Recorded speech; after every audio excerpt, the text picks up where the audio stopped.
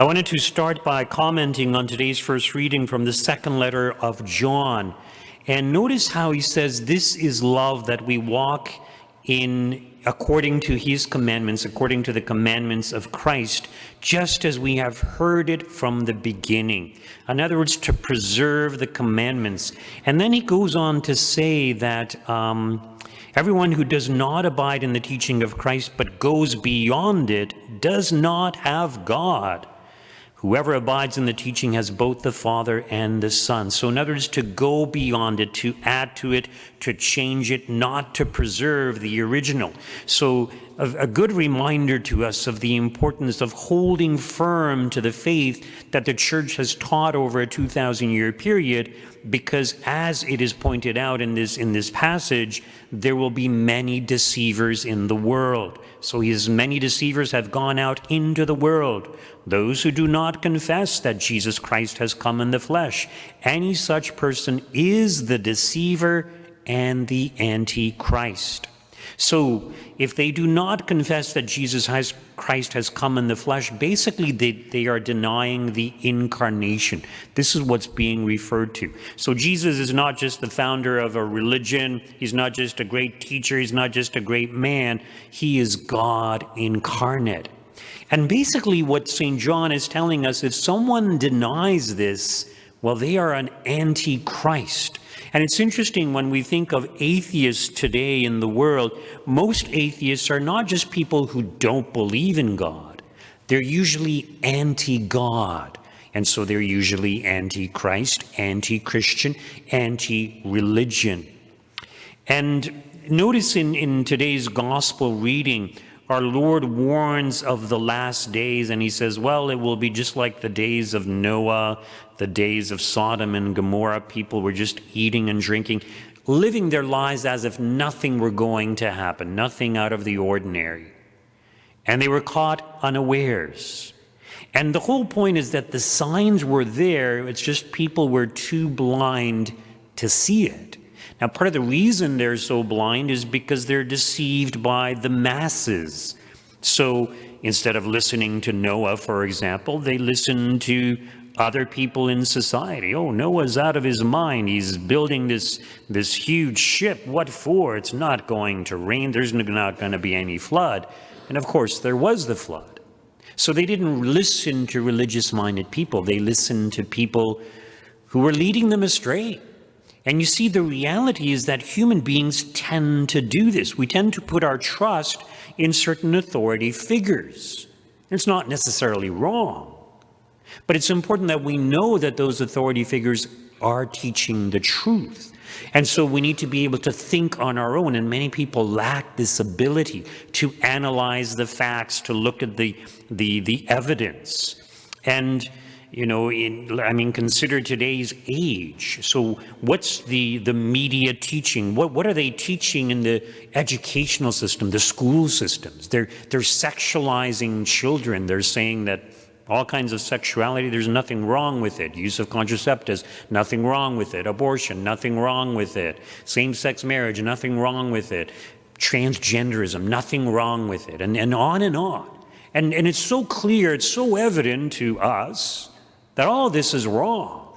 And yet people continue to trust these authority figures on other topics without really looking at the facts and examining the data and just kind of putting their trust in these people. Well, obviously there's something wrong with that. But you see, the other thing is that atheism is being pushed. So for example, in schools, they teach the theory of evolution. But they teach it as fact, even though it's just still a theory. There's lacking evidence to support the fact that it's something legitimate.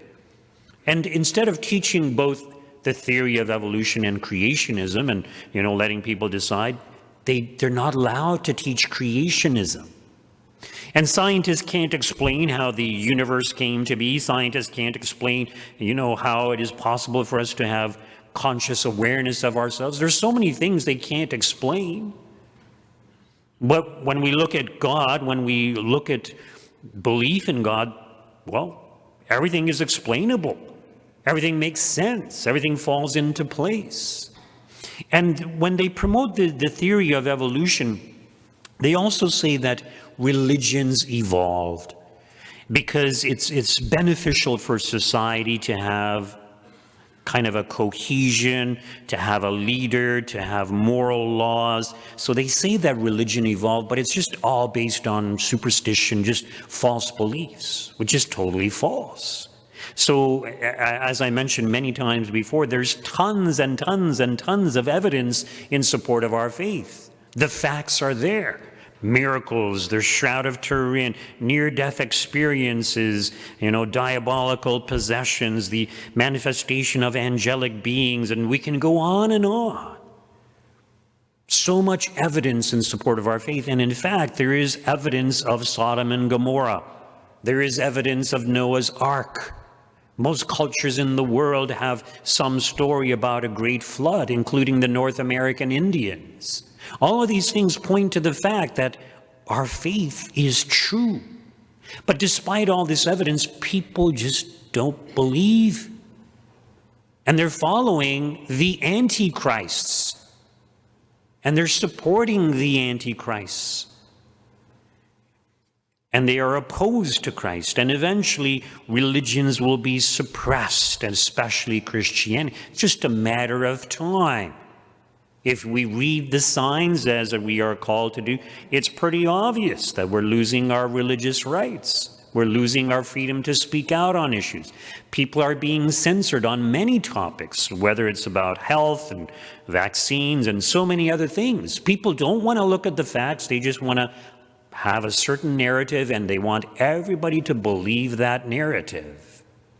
So we need to be wise. We need to be prudent. We need to be true Christians. We need to hold firm to the foundation that Jesus Christ has given us, to obey all of his commandments, to live them to the best of our abilities, because as our Lord points out, it'll be just like before the flood. People will continue doing the same things they always do, as if nothing were to happen, nothing out of the ordinary. And before you know it, it will be too late.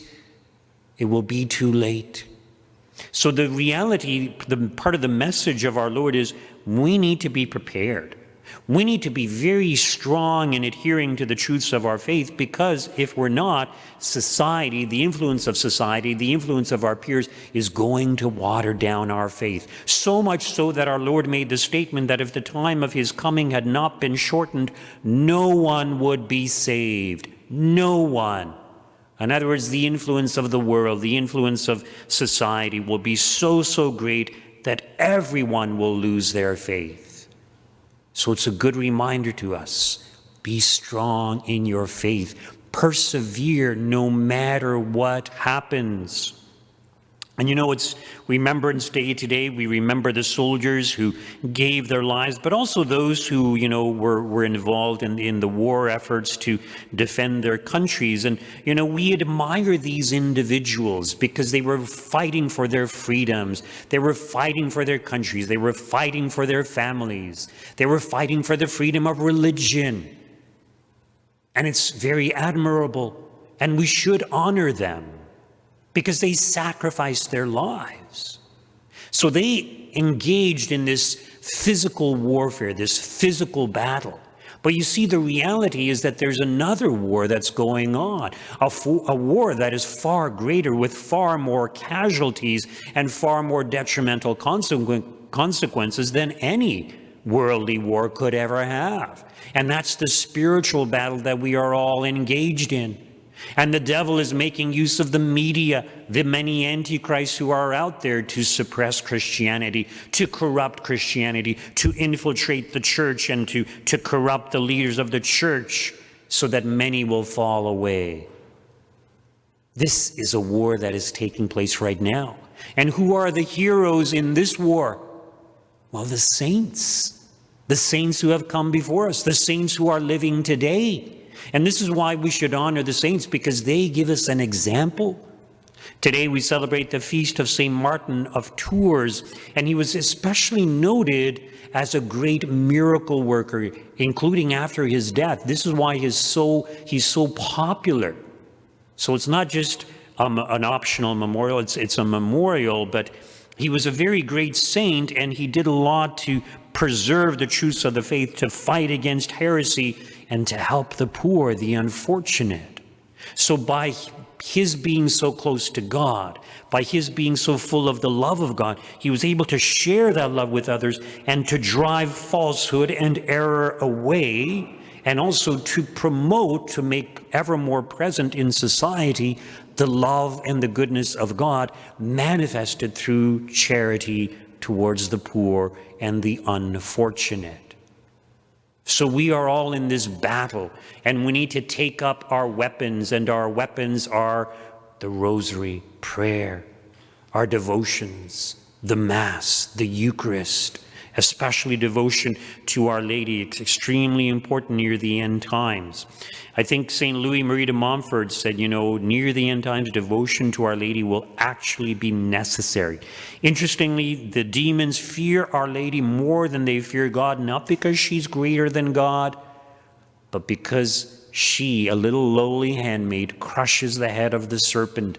By her yes to God, she helps to bring about the defeat of Satan and all the evil spirits. And so we too need to imitate Our Lady in our yes to God. And God is calling all of us to be saints, to promote his kingdom here on earth. Let us say yes to God.